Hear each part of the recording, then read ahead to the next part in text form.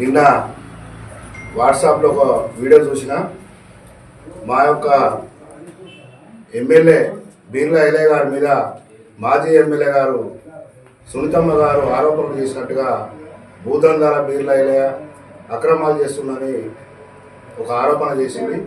దాని మీద కూడా మేము తీవ్రంగా ఖండిస్తున్నాం. కాంగ్రెస్ పార్టీ మేమందరం దేనికైనా నిజాయితీగా ఉండడానికి మా కాంగ్రెస్ పార్టీ క్రమశిక్షణతో ఉంటుంది. మా ఎమ్మెల్యే గారు కూడా క్రమశిక్షణతో ఉంటాడు. ఎమ్మెల్యే గారి గురించి మీ అందరికి పత్రికా మిత్రులు తెలుసు, ప్రజలందరూ తెలుసు. ఆయన ఎమ్మెల్యే కాకముందు కూడా ఆయనకు ఉన్న ఆస్తులలో ఇంతో అంతో రియల్ ఎస్టేట్ చేసుకొని ప్రతి ఊళ్ళల్లో వాటర్ ప్లాంట్ పెట్టి చనిపోయిన వారికి కానీ పెళ్లి చేసుకున్న వారికి కానీ ఎంతో అంతో ఆర్థిక సాయం చేసుకుంటూ ప్రజల మధ్యన ఉంటుండు. ఆయనే గెలిచినప్పటికి కూడా అప్పటి నుంచి కూడా నిరంతరము 24 గంటల ప్రజలతోటే సేవ చేస్తున్నాడని మీ అందరూ పత్రికా రిపోర్టర్లు కూడా చూస్తున్నారు. దానికి ఆమె ఇట్లా మాట్లాడము పద్ధతి కాదు. భూదందల బీర్లైలే అంటే మేము ఊరుకునే ప్రసక్తి లేదు.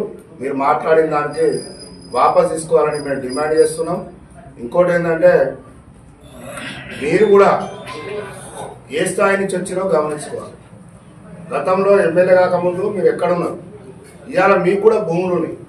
ఎన్ని భూములు ఉన్నాయి, ఎంత సంపాదించుకుంటారు అసలు అవన్నీ మేము మిమ్మల్ని అనకముందుకే మీరు జాగ్రత్త పడి నోరు అదుపులో పెట్టుకోవాలని మా కాంగ్రెస్ పార్టీ తరఫున డిమాండ్ చేస్తున్నాం.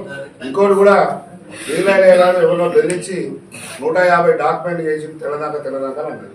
ఇక్కడ ఇవన్నీ మీకు చూపించడానికి తీసుకొచ్చిన ఈ 150 డాక్యుమెంట్లలో వీళ్ళకు సంబంధం ఉన్నా వీళ్ళ అనుచరులు ఎవరో ఒకరు ఉన్నా దానికి ఎలాంటి సంబంధం వీళ్ళ గారికి ఉన్నట్టు సునీత మేడం గారికి 10 రోజులు టైం ఇస్తున్నాం.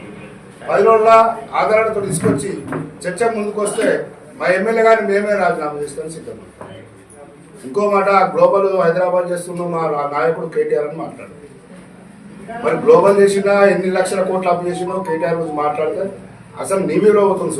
సునీతమ్మ గారి మీద అవుతుంది. అన్ని కనబడుతున్నాయి, పత్రికల్లో యూట్యూబ్లో వస్తున్నాయి. ఈరేస్ కేసు అని రేపు జైలు పోయేటట్టున్నాడు. ఆయన ఏ జాగిరి కాదు.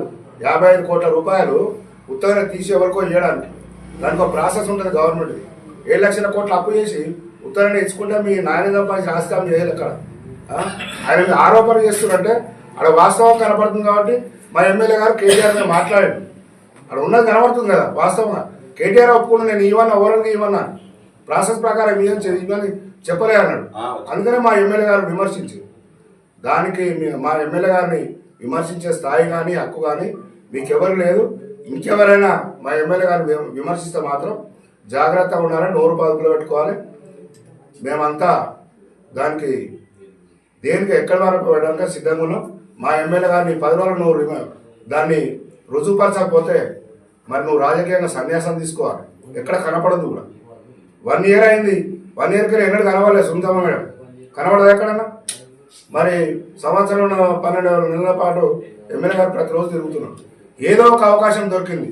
ప్రజలకు ఎట్లా కనపడాలి, పత్రికలు ఎట్లా రావాలని నువ్వు వచ్చినావు. అంతేగాని అక్కడ వాస్తవం లేదు.